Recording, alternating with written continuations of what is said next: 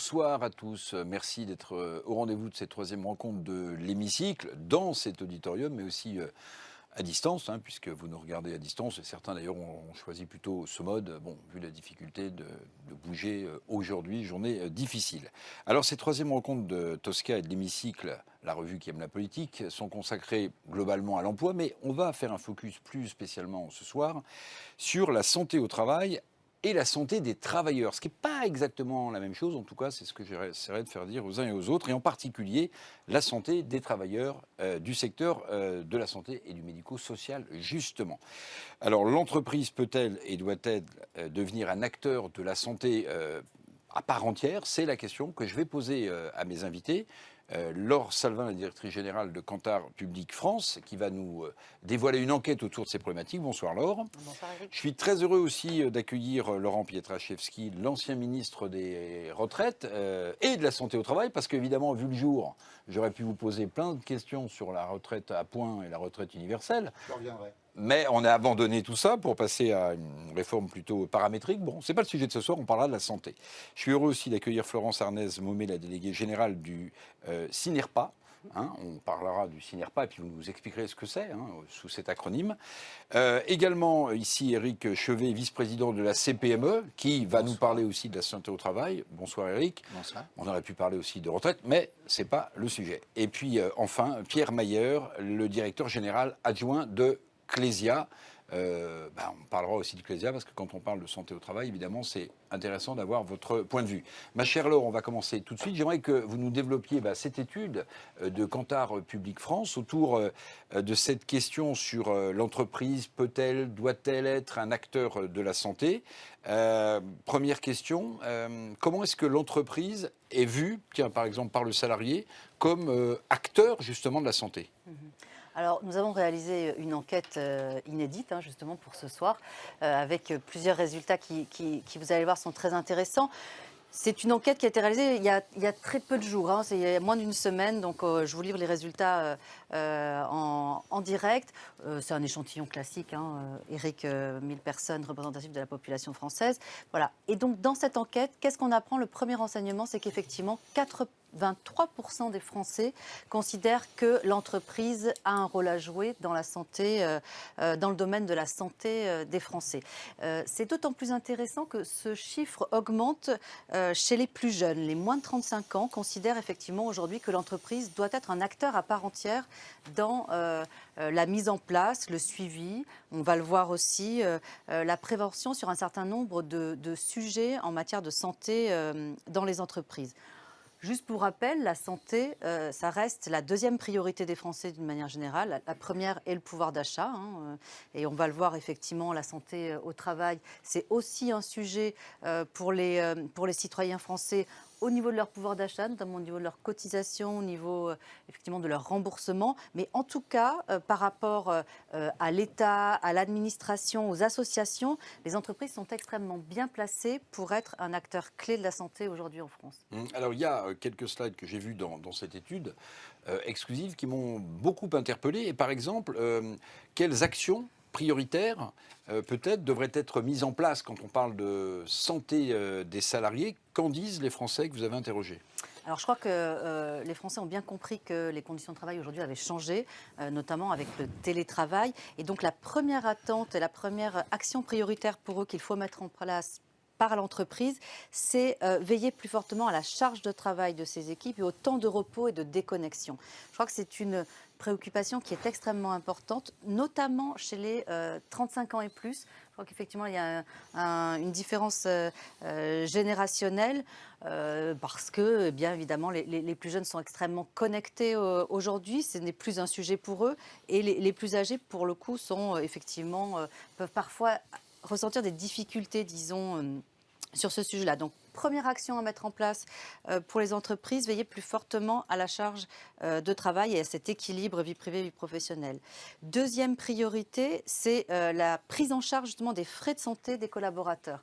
Et effectivement, les salariés français, les Français d'une manière générale, souhaiteraient effectivement que ces frais de santé soient davantage pris en charge par les entreprises, qu'il s'agisse des remboursements des soins, du remboursement de la médecine aussi alternative. Ça, c'est quelque chose qui qui monte de plus en plus. Et puis enfin, troisième priorité, c'est faire de la prévention sur les risques en matière de santé auxquels sont exposés les collaborateurs. Et là, on parle de risques psychosociaux évidemment, de sédentarité, de burn-out, d'accidents du travail.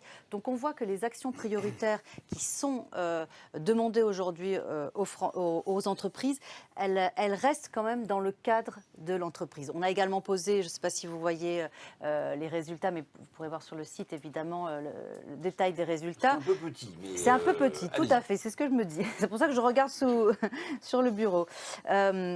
On a proposé également aux Français, effectivement, de faire de la prévention sur les risques en matière de santé en dehors du cadre du travail, alcool, tabac, etc. Là, vous voyez que ça vient beaucoup plus bas dans les attentes.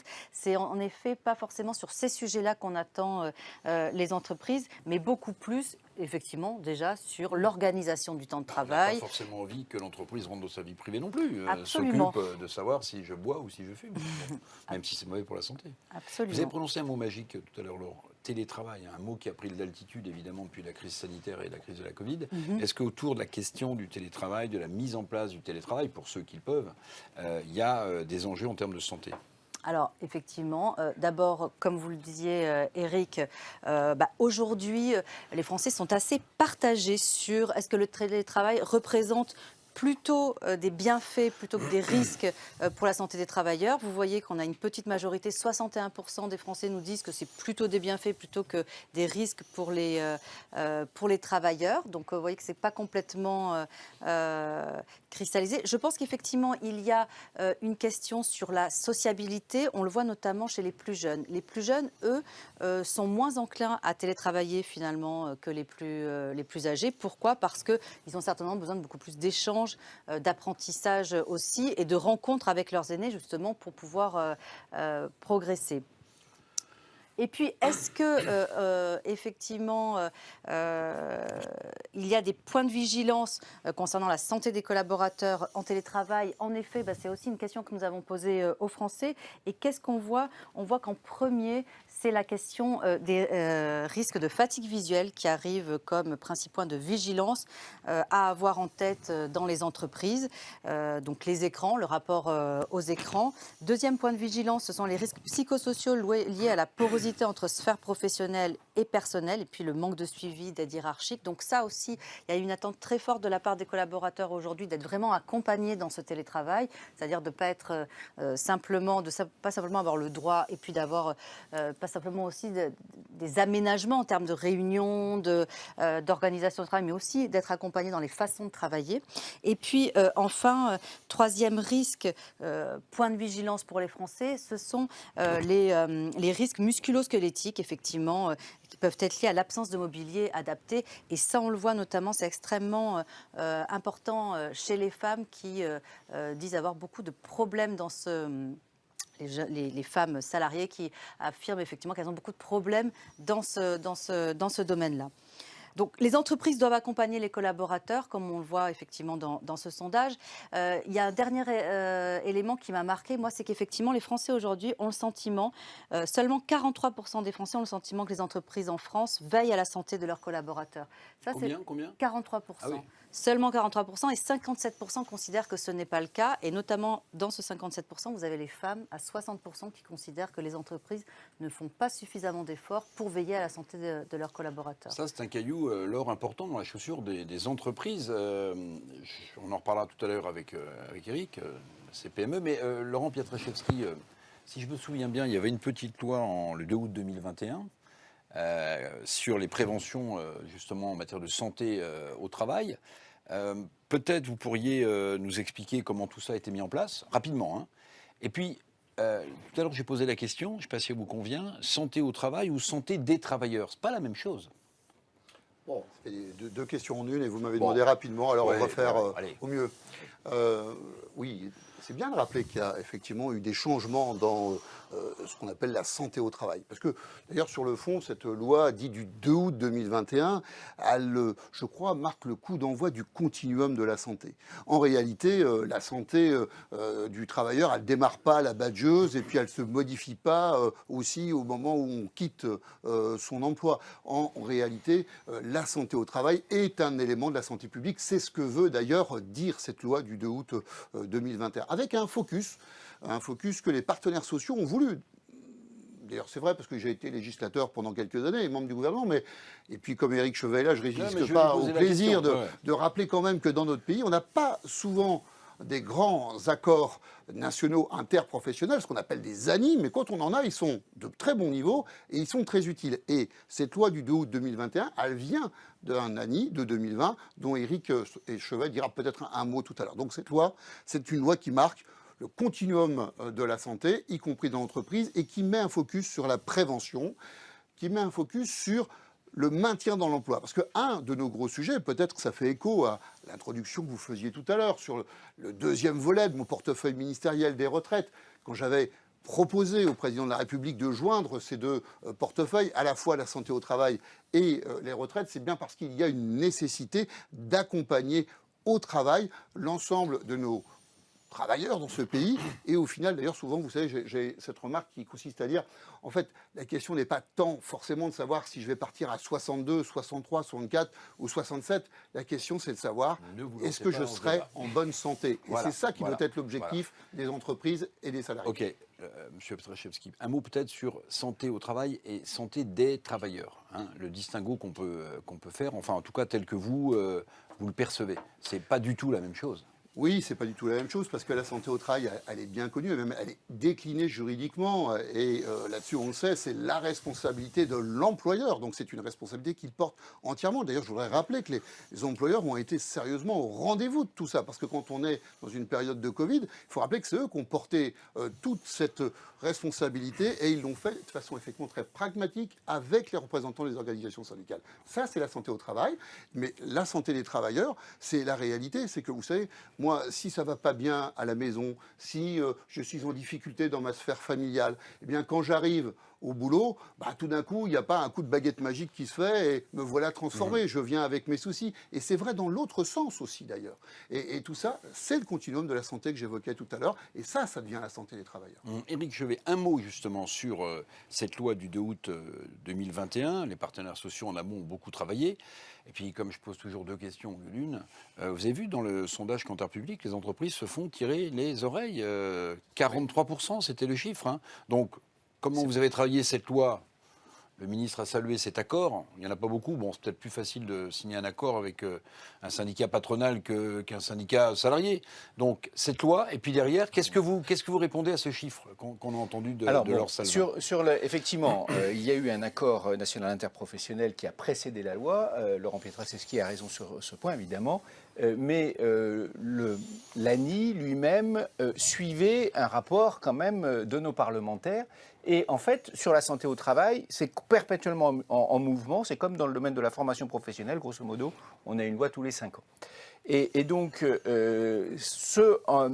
cet ANI, il est important parce qu'il marque effectivement une rupture, je crois, qui est essentielle, qui consiste à passer dans une culture de prévention, ce qui n'est pas la culture française en matière de santé. En règle générale, on n'est pas très très bon sur l'idée de la prévention. On est plutôt bon sur la réparation, on a d'excellents médecins, etc. Mais on n'est pas très très bon sur le plan de la prévention. Et en matière de santé au travail, c'était particulièrement le cas. Donc oui, il fallait faire un effort massif sur la prévention. Mmh. La loi du 2 août traduit un certain nombre de choses, mais elle laisse sur des côtés... Sur le chiffre, les entreprises ne s'occupent pas assez de la santé de leurs salariés. Et c'est particulièrement vrai dans les TPE-PME, et ça n'est pas acceptable. Nous souhaitons à la CPME qu'il y ait un meilleur service apporté par les services de santé au travail sur le territoire au plus près des TPE-PME. Et c'est pour ça que dans le prolongement de ces deux textes fondamentaux, il y en aura d'autres qui sont à venir, et notamment la négociation sur les accidents du travail, maladies professionnelles qui sont en cours. Je pense qu'il faut essayer de distinguer quand même, dans le cadre de la santé publique en général, ce qui relève de la santé au travail en particulier, et qui, de notre point de vue, est de la responsabilité des partenaires sociaux.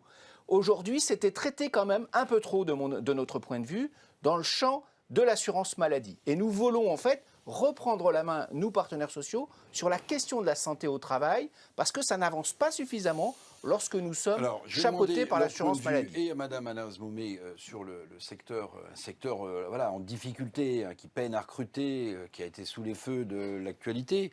Et puis aussi, évidemment, à Pierre Mayer, parce que Clésia, c'est un acteur principal, hein, c'est le premier groupe de protection sociale. Mais juste, et puis peut-être que vous pourrez réagir aussi, j'ai cru comprendre que maintenant, il ne fallait plus parler de carrière pénible, mais d'usure au travail. Alors, pardonnez-moi, mais c'est juste un habillage pour essayer d'attirer des gens dans des secteurs sous tension de main-d'œuvre, où ça répond à une réalité vraiment de prise en charge de la santé des salariés qui s'usent au travail. Nous avons beaucoup œuvré dans le cadre de ce projet de loi qui est en discussion pour prendre en compte une filière de prévention de l'usure au travail. Je crois que c'est essentiel.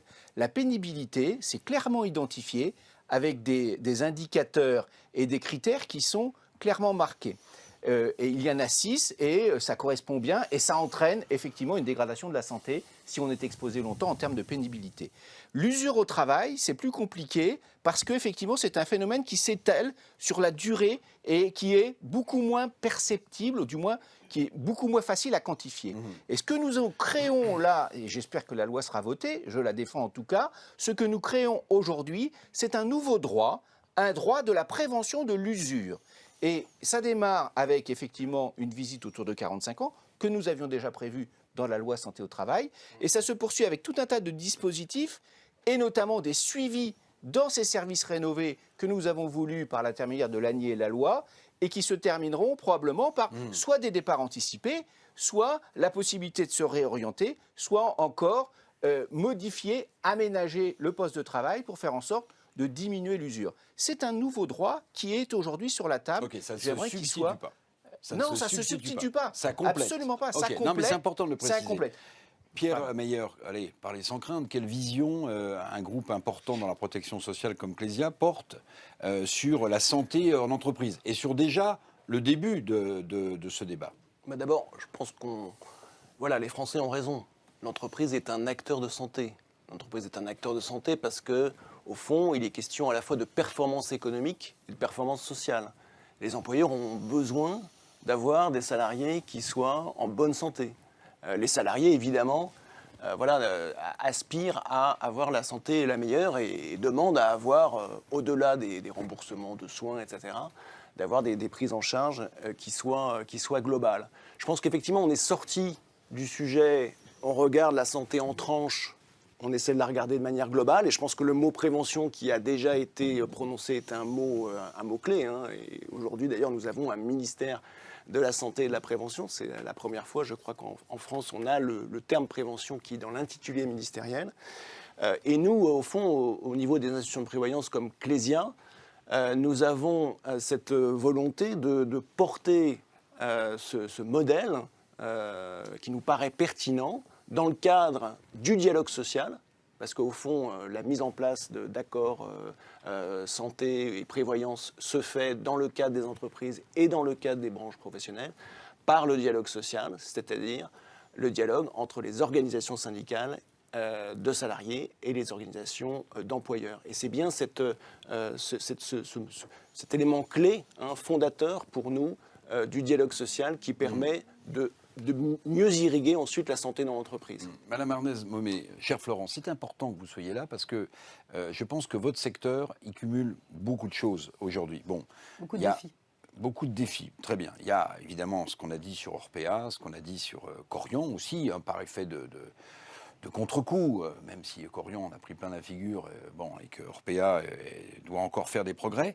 Pourquoi Parce qu'en fait, vous êtes dans un secteur où à la fois vous manquez de main-d'œuvre, et que le fait de demander de main-d'œuvre, on dit 350 000 personnes à recruter d'ici l'horizon 2025. C'est colossal pour s'occuper de nos aînés, puisque le syndicat national des établissements de résidence pour personnes âgées et d'aide à domicile, c'est le syndicat qui regroupe, bon, c'est un peu caricatural, mais les journalistes le sont souvent, les EHPAD et puis l'aide à domicile des personnes âgées. Ce secteur, il est à la croisée de beaucoup de chemins, parce qu'on devient tous un jour vieux, on a des parents qui sont vieux, et on voit des personnels dans vos établissements, qui sont eux aussi en souffrance, parce qu'à la fois, bon, ils ont été montrés du doigt. À la fois, ils sont sous-effectifs, à la fois, parfois, ils manquent de formation, et puis à la fois aussi, parfois, ils disent qu'ils ne sont pas suffisamment payés. Est-ce que cette souffrance-là au travail, dans un secteur aussi important que celui de l'aide aux personnes âgées, vous la ressentez, j'allais dire, au quotidien ? Ah, oui, on la ressent évidemment au quotidien. Je vais d'abord rappeler que le Synerpa, c'est effectivement un syndicat employeur, un syndicat patronal qui négocie en permanence avec les partenaires sociaux. En 20 ans, le Synerpa a créé dans ce secteur qui n'est pas du tout, c'est pas du tout caricatural d'ailleurs de dire que le Synerpa représente très exactement 2000 EHPAD privés, plus de 1000 services à domicile à la personne fragile, des résidences services seniors, de l'habitat partagé. Donc il est sur tout le champ de l'accompagnement. En 20 ans, il a créé la première convention collective de ce secteur, les premiers accords prévoyance. Donc il a vraiment, le Synerpa, participé grandement à la structuration de ce secteur. Encore aujourd'hui, nous signons chaque année de nombreux accords et nous rénovons actuellement la grille de classification. Donc il y a quand même, et il faut le rappeler, on se partage d'ailleurs, le secteur est partagé entre un secteur commercial, associatif, public, dans tous les champs. Nous tentons et nous menons des négociations permanentes pour créer un accompagnement conventionnel, évidemment accompagnement des frais de santé, etc. Donc il y a quand même un accompagnement robuste en termes de convention collective, etc. Après, attendez, j'avance, je dis les plus. Après, évidemment, vous l'avez dit, vous avez fait un petit déroulé dont j'ai l'habitude, puisque ça fait 20 ans que je travaille à ça, justement, à l'évolution de ces métiers. C'est pas du tout une mise en accusation. Non, voilà. vous C'est un savez, constat. non, mais c'était assez bien résumé. De nombreux défis. C'était assez bien résumé. De nombreux défis. Voilà. D'abord et avant tout, défi démographique qui doit faire qu'on va accompagner un triplement des plus de 85 ans. Défi donc, et on a des défis avec lequel, alors, on est aidé par la puissance publique, hein, bien sûr, hein, loin de moi l'idée de dire qu'on ne l'est pas. Et pourtant, on sait bien que ce n'est jamais assez. Dans le secteur du grand âge, on a besoin de faire évoluer les effectifs. On demande depuis des années une campagne de communication aussi ambitieuse que dans le secteur de l'armée, par exemple, où tout le temps nous sommes abreuvés de clips à la télé pour informer sur ces métiers, c'est fondamental, mais les nôtres n'ont pas cette visibilité-là. Nous devons travailler les conventions collectives parce que, vous l'avez rappelé, on a un champ conventionnel pour les EHPAD, un champ conventionnel pour le domicile, pas de champ conventionnel pour les résidences services seniors. Comme ça au moins. Donc voilà, donc on a des champs conventionnels différents, on a le secteur associatif et commercial. Donc on n'a pas réussi à créer la filière du grand âge. La filière du grand âge, c'est pas uniquement la filière sanitaire dont on nous parle, aides-soignants, médecins, infirmières, qu'on ne trouve pas sur le territoire. Il faut repenser une filière grand âge parce que les actes et tous les débats qu'on a eus ces 3 dernières semaines qui sont difficiles pour tout le monde montrent bien que qu'est-ce qu'on a besoin. On a besoin de personnel sachant être très proche et en accompagnement des actes essentiels de la vie, c'est important. Si je peux me permettre de vous interrompre, est-ce qu'on peut dire, et vous n'allez pas me rendre par oui ou par non, mais juste avec 3-4 phrases, est-ce qu'on peut dire que le défaut d'attractivité en termes de main-d'œuvre de votre secteur tellement important, je le redis sans aucune démagogie, c'est notamment dû aux conditions de travail des personnels est-ce qu'on peut dire les choses comme ça ? C'est un cercle vicieux. On est sur totalement le dispositif du cercle vicieux. On n'arrive pas à communiquer, on ne forme pas suffisamment sur les premiers métiers. On n'arrête pas d'essayer de trouver des aides-soignantes qu'on ne trouve pas, des infirmières, l'hôpital en demande, des cliniques en demande. Nous devons former un premier niveau de soins pour le champ du grand âge, qui est l'accompagnement notamment qu'on a vu sur M6 dimanche soir, c'est-à-dire l'accompagnement aux actes essentiels de la vie quotidienne. Pour faire cet accompagnement aujourd'hui, il faut être diplômé aide-soignante. Les aides-soignantes, on se les arrache. On continue combien de temps à se dire on n'a pas d'aide-soignante, donc non.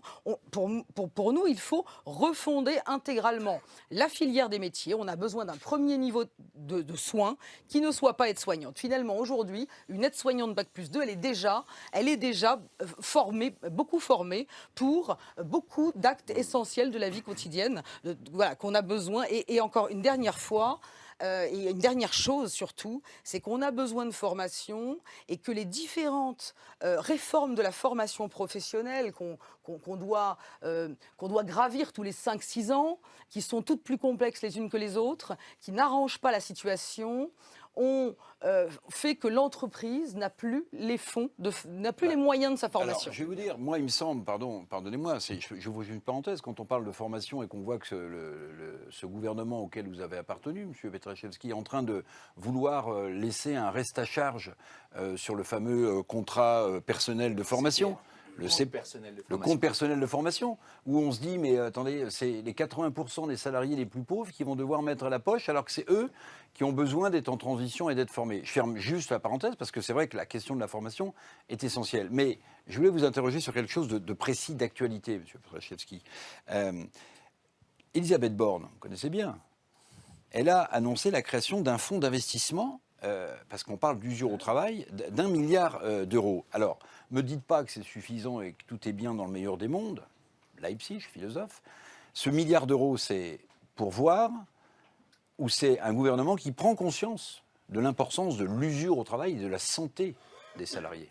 Et vous avez raison de souligner ce point-là, parce qu'en fait, ça montre bien quand même la continuité de l'action publique. Et je dirais ça, quel que soit le gouvernement, quelles que soient les couleurs politiques, même si là, pour le coup, c'est la même majorité politique. Mais il y a cette continuité. Pourquoi je dis cela ? La loi du 2 août 2021 sur la prévention en santé au travail crée cette visite de mi-carrière qu'évoquait Éric Chevet tout à l'heure. À 45 ans, ça peut être d'ailleurs un âge un peu plus tôt si les branches le décident, parce qu'elles connaissent la nature des activités, des métiers qu'elles font réaliser. Il y a cette visite de mi-carrière. Et il y a en réalité des évolutions qui maintenant doivent se faire tout au long de la vie. Et ce fonds, il va bénéficier à qui ? Il va bénéficier essentiellement aux branches, aux entreprises, à ceux qui sont sur des métiers particulièrement exigeants sur ce qu'on a appelé tout à l'heure les critères de pénibilité, mais y compris, parce que c'est un débat, nous n'avons pas ce soir de représentants des organisations syndicales, mais je pense que si il y en avait une ou un, ils nous le diraient, y compris sur ce qu'on appelle les critères ergonomiques. Je ne veux pas faire de technicité ici, c'est simplement la manutention, les vibrations, le port de charges lourdes. Voilà, tout ça, ça nous parle. Tous ceux qui ont travaillé dans un entrepôt voient bien ce dont je veux parler. Eh bien, ceux qui sont exposés à ce type de risque bénéficieront d'un accompagnement médical supplémentaire et doivent bénéficier de ces investissements. 1 milliard, c'est 250 millions par an. On pourrait d'ailleurs se demander pourquoi c'est 250 millions. On a un excédent de la branche accident du travail, maladie professionnelle qui est plutôt de l'ordre d'1 milliard par an. Donc on pourrait même imaginer que ce fonds puisse être encore bonifié.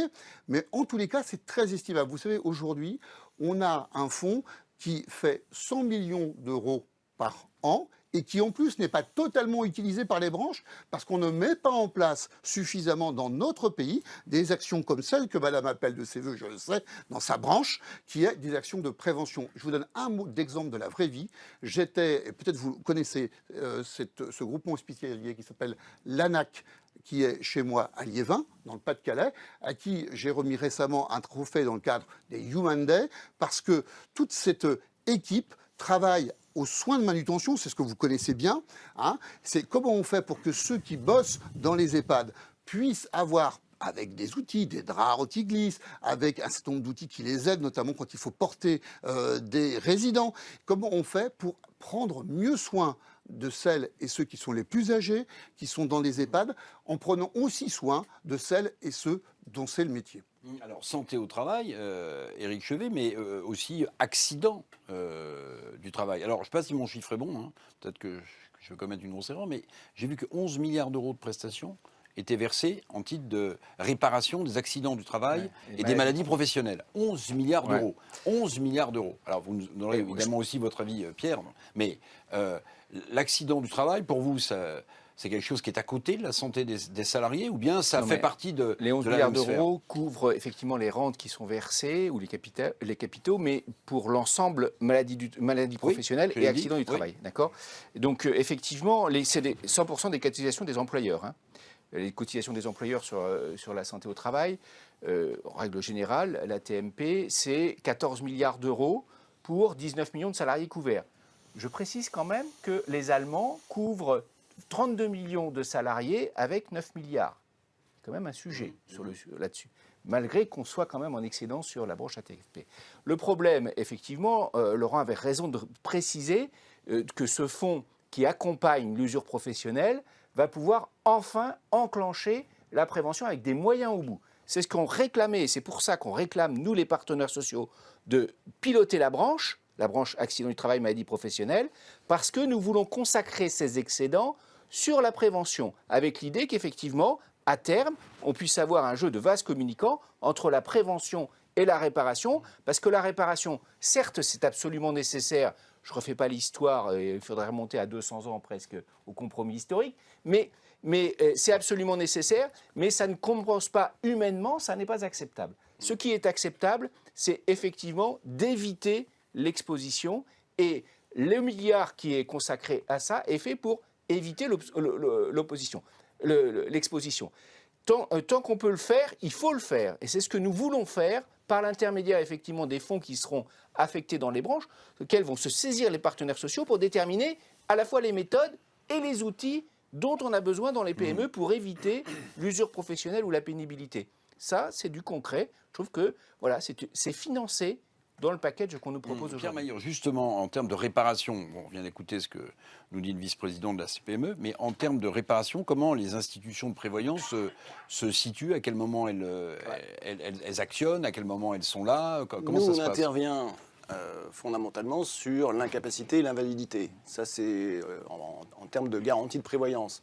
En termes de garantie de santé, on intervient en complément de la sécurité sociale, bien sûr des prestations de la sécurité sociale, pour les frais de santé et pour des dispositifs d'accompagnement. Mais tout le débat qu'on a là, c'est d'une certaine manière, c'est qu'il faut décloisonner. Et il faut arriver à faire ce pontage entre la démarche santé au travail, où finalement on voit qu'il y a de l'argent d'une manière ou d'une autre, on voit qu'il y a des acteurs qui sont motivés. Moi j'insiste sur le rôle des branches professionnelles, parce que les branches professionnelles, c'est quand même l'élément, le niveau qui permet de garantir une protection sociale de qualité aux salariés des TPE et des PME. Et on sait très bien que ces salariés de TPE et de PME sont quand même majoritaires en France. Voilà. Donc de pouvoir apporter ces dispositifs, ces financements pour des actions de prévention en amont qui peuvent permettre d'éviter d'avoir, dans la mesure du possible, des accidents du travail, des arrêts de travail, des dispositifs qui vont conduire le salarié à être absent de l'entreprise, et de revenir quelques semaines, quelques mois, et le temps passe, etc. Et on sait très bien qu'une fois qu'on a passé un certain cap, c'est d'autant plus difficile d'avoir un retour. C'est tout le sujet de la désinsertion professionnelle. Donc je dirais que voilà, toutes ces problématiques finalement qui aujourd'hui, enfin jusqu'à très peu finalement, étaient considérées de manière très cloisonnée, il nous faut les réunir. Mais on a une chance, c'est que quelque part, on a les partenaires sociaux qui sont, je dirais, il y a non seulement l'exécutif, non seulement les pouvoirs publics, mais il y a les partenaires sociaux qui sont à la fois à la manœuvre côté branche accident du travail, maladie professionnelle, et côté dispositif de protection sociale en santé et en prévoyance, discuté dans le cadre des branches professionnelles et des entreprises.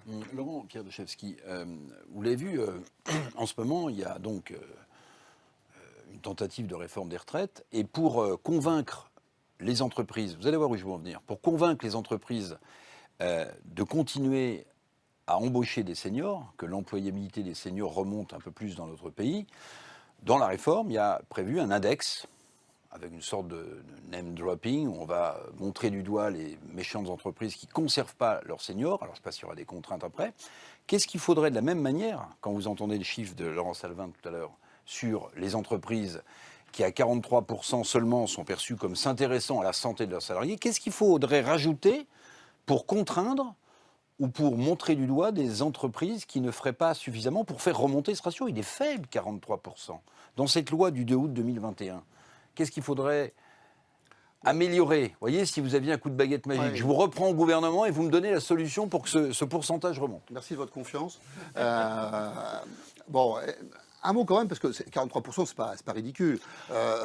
Mais en fait, ce qu'on vient de voir là, y compris d'ailleurs dans le domaine du soin et d'aide à la personne, c'est que en fait, les enjeux de santé des salariés, des travailleurs, et quand je dis travailleurs, c'est parce que ça ne concerne pas que les salariés, hein, j'insiste bien, les professions indépendantes, professions libérales sont aussi concernées, tout comme d'ailleurs la fonction publique.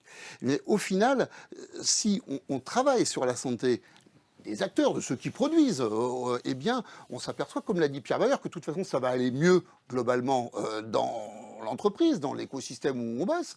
Mais surtout, c'est que c'est là où les travailleurs nous attendent, là où ils attendent leurs employeurs. Parce qu'aujourd'hui, très franchement, on l'a vu, vous avez souligné que c'était même le deuxième point des attentes des salariés en matière de prise en charge de leurs frais de santé. Oui, c'est vrai, les entreprises, la fonction publique même maintenant, ont l'obligation de prendre en charge la mutuelle complémentaire, une partie bien sûr de la mutuelle complémentaire, mais de proposer à leurs salariés cette mutuelle complémentaire. Mais ça, j'ai envie de dire, c'est presque la dette, c'est ce que tout le monde attend dans le cadre de son job. C'est pas extraordinaire, c'est juste normal. Ce qu'attendent les travailleurs et les salariés, c'est aussi la marque d'intérêt, l'engagement qu'a l'entreprise vis-à-vis d'eux à titre individuel. Parce que le contrat de mutuelle, il est collectif. Ce que j'entends, moi, dans les entreprises, et ce que j'entendais aussi, je le dis franchement, avant, quand j'étais à Auchan, c'est que ce qu'on veut, c'est que, est-ce que tu t'intéresses à moi, Laurent ? Et comment tu t'intéresses à moi ? Comment ça se traduit ? Eh bien, ce continuum de la santé fait que pour certains, on a des besoins. Je veux vous dire, je ne sais pas si c'est le cas de Clésia, mais il y a un gros opérateur mutualiste qui propose dans ses services de faire déplacer sur le parking de la société qui est adhérente chez elle un cabinet d'ophtalmo dans un camion. Bon, je pense qu'il n'est pas... voilà, la société, je pense, n'est pas la seule, mais quand on sait le temps qu'on met pour avoir un rendez-vous chez un ophtalmo, moi, si je peux dire à mes salariés qu'ils travaillent dans la branche de madame, peu importe, dans une industrie, mais chez moi, tous les mois, vous pouvez voir un ophtalmo, il suffit de prendre un rendez-vous dans cet outil, auprès du bureau X ou auprès de telle personne. Ah ouais, bien sûr. Vous voyez, ça, on voit comment l'entreprise commence à rentrer et commence à être un acteur de la santé. Du sens. Bien sûr. Et surtout, c'est qu'on s'aperçoit que l'offre de soins, je continue, vous m'avez lancé. Hein, ouais, non, mais je vais vous arrêter.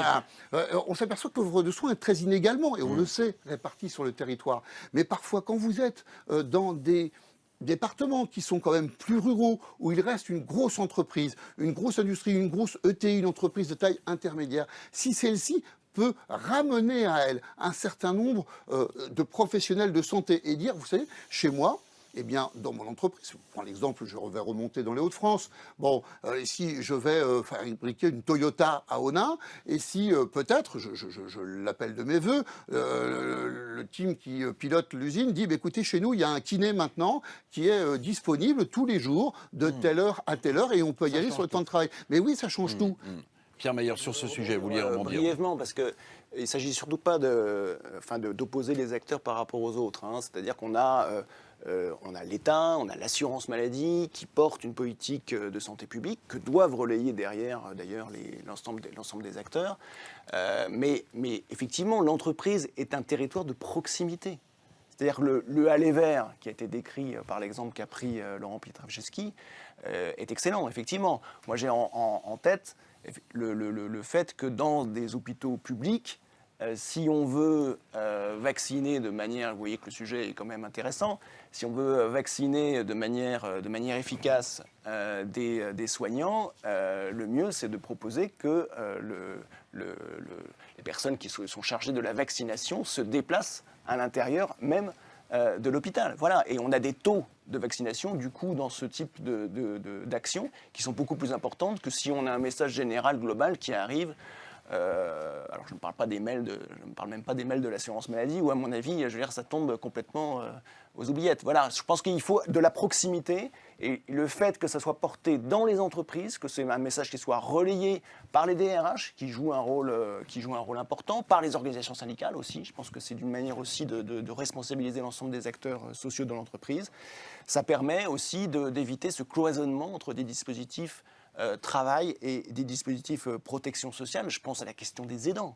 La question des aidants en entreprise, ça va être une question qui va être de plus en plus majeure. On sait qu'on a un aidant sur deux qui est aujourd'hui en activité professionnelle.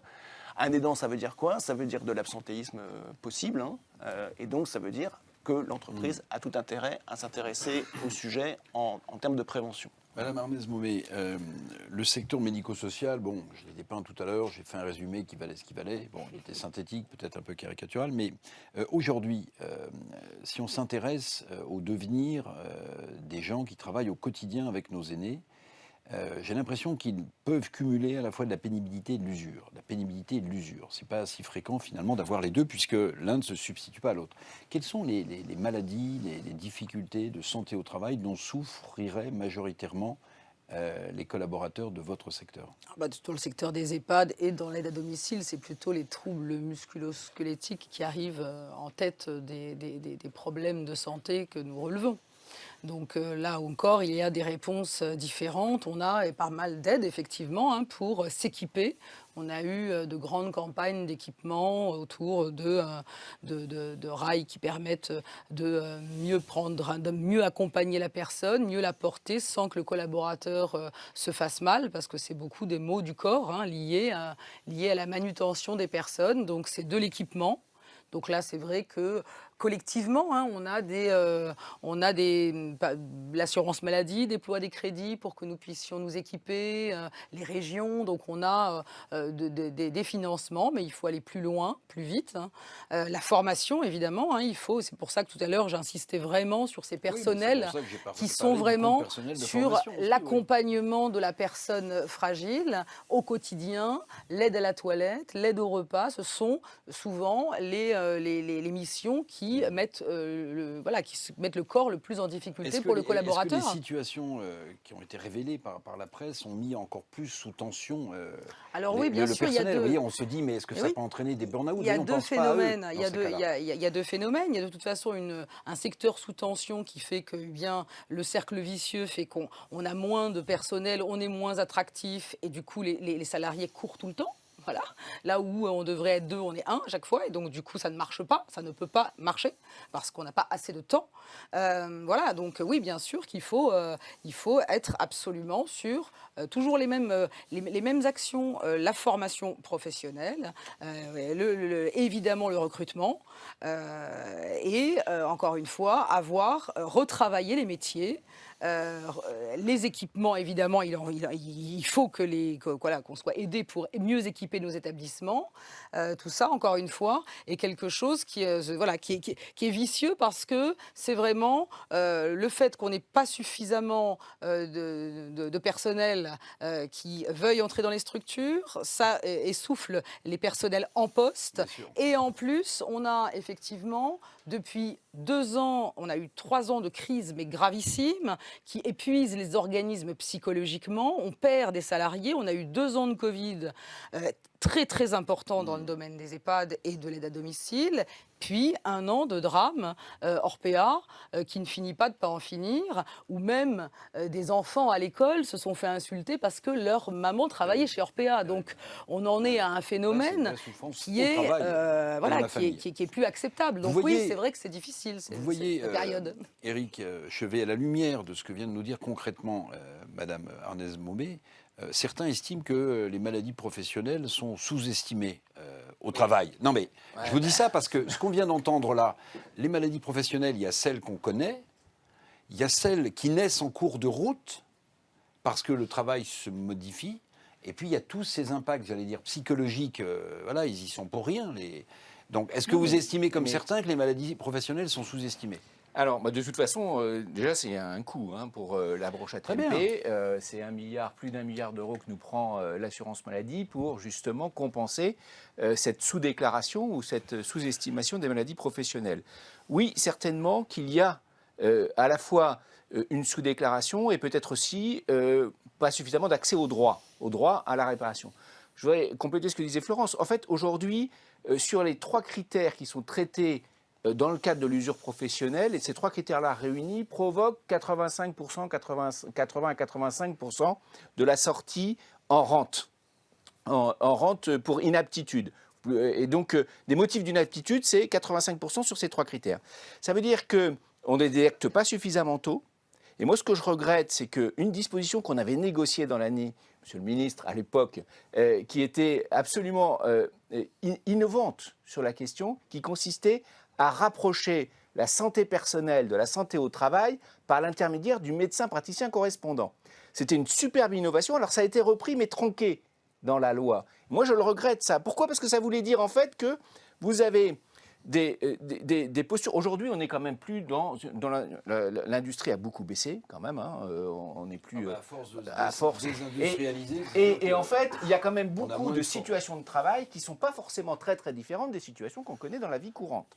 Et donc, nous disons que les médecins qui suivent les patients, en règle générale, de l'ensemble de la population, devraient mieux être formés sur la détection, et c'est ce qu'on a appelé les médecins praticiens correspondants, de façon à pouvoir détecter plus tôt et renvoyer sur les spécialistes que sont les médecins du travail. C'était très intéressant. Alors justement, comme vous prononcez, il y a un mot que personne n'a prononcé, voilà. Ni Laurent Pietraszewski, ni vous-même. C'est la médecine du travail. Mais bien sûr, si, j'en ai parlé, les services de proximité. Juste à la fin. La médecine du travail, c'est important. C'est important. C'est dépassé, c'est utile. Non, mais je vous parle de médecine du travail, puisqu'on parle de la santé des salariés. Pour nous, à la CPME, la médecine du travail, c'est une médecine de spécialité. Ça veut dire que ceux qui traitent du général, ça doit être traité par des médecins généralistes, et ceux qui traitent des difficultés particulières, en suivi individuel renforcé, en usure professionnelle et en pénibilité, ça doit faire l'objet d'un suivi par un spécialiste. Et pour moi, le spécialiste, c'est le médecin du travail. Donc vous avez la possibilité de mobiliser l'ensemble du dispositif de santé français pour être mieux approcher ces problèmes de situation de travail et pouvoir flécher, comme on le fait pour un cardiologue ou pour un radiologue, vers le spécialiste qui est le médecin du travail. C'est comme ça qu'il faut envisager à l'avenir la construction de l'ensemble. Je ne sais pas pourquoi, Laurent Pietraszewski, mais je n'ai pas l'impression que vous ayez tout à fait le même regard sur la médecine du travail. Peut-être que je me trompe complètement. Est-ce qu'il faudrait... je pense que vous vous trompez. Oui, je me trompe rarement totalement. Voilà, vous voyez, si vous précisez, c'est que je ne me trompe pas totalement. Bon, non, je pense qu'Éric Chevet a tout à fait raison. D'ailleurs, c'est aussi comme ça. Hein, c'est une spécialisation, la médecine du travail, pour ceux qui font le choix de faire des études de médecine. Donc, il a tout à fait raison, je dirais, dans la lettre comme dans l'esprit. Voilà. Après, la réalité de cette situation démographique des professionnels de santé, parce que voilà, la difficulté, c'est qu'il n'y a pas plus de professionnels de santé en médecine du travail qu'il n'y en a en urgentiste ou sur d'autres créneaux. Donc on a les mêmes difficultés. Voilà, on ne fait pas l'histoire. On sait qu'on a supprimé le numerus clausus. Une loi immigration qui va permettre. Il y a 2 ans. C'est surtout pour ça qu'on a fait Ma Santé 2022. Et oui, non, mais d'accord. Mais là, la loi immigration, monsieur le ministre, la loi immigration, il y a dans la loi immigration la possibilité d'avoir des titres de séjour spécifiques. Ça s'appelle comme ça, sur 2 ans, 3 ans. D'ailleurs, bon courage une fois qu'il est fini pour demander aux gens de repartir d'où ils viennent. Et on va demander à des médecins de pays, d'ailleurs, qui en ont peut-être besoin, de venir au secours du numerus clausus. Heureusement que le président de la République a arrêté en 2018. Mais enfin, on est dans une situation, pardonnez-moi, mais en termes de médecins, terrible. C'est aussi pour ça. Qui est mondiale. Non, oui, enfin, elle est mondiale, oui. Ah si, pour le coup, ce qui est terrible, c'est que la pénurie de professionnels de santé est très bien. Malheureusement mondiale. Enfin, le numerus clausus, il n'était pas mondial, monsieur le ministre. Non, mais vous savez, comme moi, je me suis battu pour qu'on le supprime, je ne fais que heureux de vous entendre là-dessus. Parce que, voilà.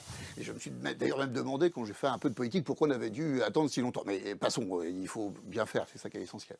Alors, le point sur lequel voulait, je crois, revenir Éric Chevet et vous-même, c'est sur le fond, ce qu'on appelle la médecine du travail, la santé au travail. D'abord, maintenant, c'est vrai que, et Éric Chevet l'a dit tout à l'heure, ce sont les services de prévention et de santé au travail. Alors, ok, vous allez me dire, c'est de la sémantique, vous avez rajouté prévention. Bah, non, c'est pas que de la sémantique, ça donne le sens de l'histoire et ça montre vers quoi sont engagés les milliers de professionnels de santé, l'ensemble des acteurs du monde de la santé au travail, et ça revient sur ce continuum de la santé que j'évoquais tout à l'heure. Après, quel est le point sur lequel on pouvait peut-être, en tout cas à mon avis, nuancer ce que disait Éric Chevet. Et il y a quand même, malgré tout, ce suivi qui est fait par notamment, vous savez que cette loi du 2 août 2021, elle a créé ce qu'on appelle des postes d'infirmières ou d'infirmiers de pratique avancée qui vont pouvoir suppléer les médecins du travail, qui eux vont pouvoir du coup se concentrer, et là c'est là qu'on se rejoint avec Éric Chevet, sur toutes les situations qu'il a évoquées, plus, il n'a pas eu le temps de tout dire, mais donc je vais le dire, plus l'accompagnement de l'employeur et des entreprises et des salariés. Parce que c'est ça l'enjeu. Moi, je me souviens, quand j'étais RH en entreprise, au début, on disait, tiens, le médecin du travail, c'est plutôt celui qui est jamais content, il faut toujours améliorer le poste de travail, pourtant on en fait déjà beaucoup. Bon, puis j'ai passé un peu de temps à discuter avec le médecin du travail, avec les représentants des salariés, et puis je me suis vite aperçu, comme tout le monde, que sur le fond, le médecin du travail, lui, ce qu'il cherche, c'est à faire évoluer le poste de travail pour qu'il soit en adéquation avec les compétences et la santé surtout, la santé du travailleur. Parce que si vous avez un travailleur qui est en difficulté au regard de sa santé pour exercer son job, quel est le risque? C'est qu'il soit mis inapte et qu'il perde son job. Et donc, c'est ça l'enjeu de demain. Vous savez, quand on se pose la question, je boucle avec votre question sur les retraites, quand on se pose la question sur l'inaptitude au travail et le maintien dans l'emploi, c'est ça la grande innovation de cette loi au travers de la prévention, c'est que ça fait le pari et ça donne les moyens par un certain nombre de dispositifs de maintenir dans l'emploi toutes celles et tous ceux qui, et c'est légitime, peuvent à un moment donné ne plus avoir la santé pour le faire. Quel rôle la prévention peut jouer, mais réellement, avec peut-être, je ne sais pas si vous avez des chiffres, elle peut jouer réellement, parce qu'on parle de santé des salariés, bon, très bien. On se dit, mais c'est intuitif ce que je vous dis, je ne sais pas si c'est corroboré par les professionnels que vous êtes, mais on se dit, plus on est en amont sur la prévention, mieux le salarié se porte bien. Donc, oui, la prévention, ça semble être le truc. C'est ce que j'ai expliqué sur la proximité. Oui. Donc, proximité, personnalisation, prévention. Oui. La prévention, moi je vais prendre des exemples parce que je pense que c'est ce qui est plus parlant. Exact. On a aujourd'hui, dans l'ensemble des branches professionnelles, on a quand même 25 accords de branche qui citent, qui prennent en compte des actions de prévention qui répondent à des besoins spécifiques des entreprises du secteur professionnel. C'est ça qui est important. Alors nous, Clésia, par exemple, on a une branche professionnelle qui est très importante, qui est la branche du transport, et on a mené sur cette branche des actions, je crois, assez innovantes, avec un programme qui s'appelle Transportez-vous bien. Transportez-vous bien, ça s'adresse aux 600 000 salariés de la branche. C'est un programme qui s'appuie énormément sur des actions de communication, de pédagogie, d'information, avec des clips, avec un site internet, etc. Et puis ça fonctionne surtout avec des suivis d'actions de prévention. Et ces suivis d'actions de prévention vont donner des points qui sont convertibles en prestations supplémentaires en cas d'accident ou de maladie. Donc il y a un élément, je dirais, incitatif à suivre ces actions de prévention.